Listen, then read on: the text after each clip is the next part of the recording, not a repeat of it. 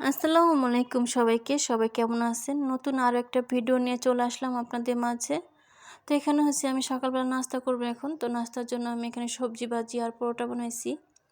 তো সকালবেলা নাস্তা খাওয়ার পরে আমি এখানে এখন দুপুরে রান্না করতেছি। দুপুরে রান্নার জন্য আমি ডাল বসাইছি এখানে মসুর ডাল ভালো করে ধুয়ে কাঁচামরিচ, পেঁয়াজ, রসুন আর হলুদ, মরিচের গুঁড়া, জিরার গুঁড়া, ধনিয়ার গুঁড়া সবগুলো মশলা দিয়ে ভালো করে মাখিয়ে বসিয়েছিলাম।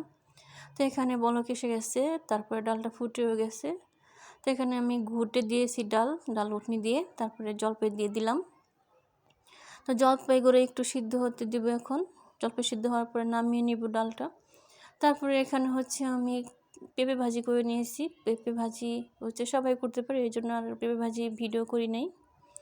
তারপরে এখানে আমি মাছ ভেজে নিয়েছিলাম। তো মাছ ভাজার পরে মাছ ভাজার কড়াইতে আমি কাঁচামরিচ আর পেঁয়াজ কুচি দিয়ে দিছি। পেঁয়াজ কুচিটা একটু ভাজা করে একটু হলুদের গুঁড়া দিলাম আর একটু লবণ দিয়েছিলাম। আর কোনো মশলা আমি এখানে দিব না। তারপরে যে মাছগুলো দিয়ে দিচ্ছি। তো এখানে একটু সামান্য পানি দিয়ে দিলাম।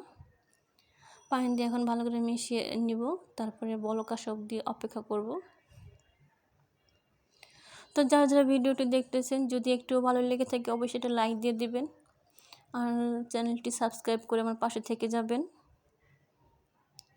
তো এখানে এই যে মাছগুলো বলক এসে গেছে, আমি একটু ভালো করে শুকনো করে নিব। তো এখানে আমার দুপুরের রান্নাটা কমপ্লিট হয়ে গেছে। তো এই যে আমাদের দুপুরের খাবার এখানে।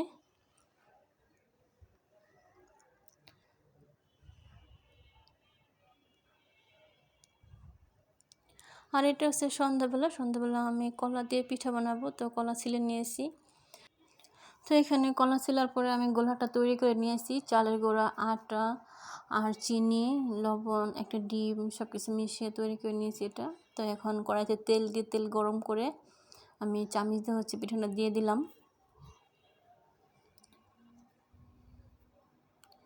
তারপরে এই যে পিঠা হয়ে গেছে। তো আজকের ভিডিও এ পর্যন্তই। ভালো থাকবেন সবাই। আল্লাহ হাফেজ।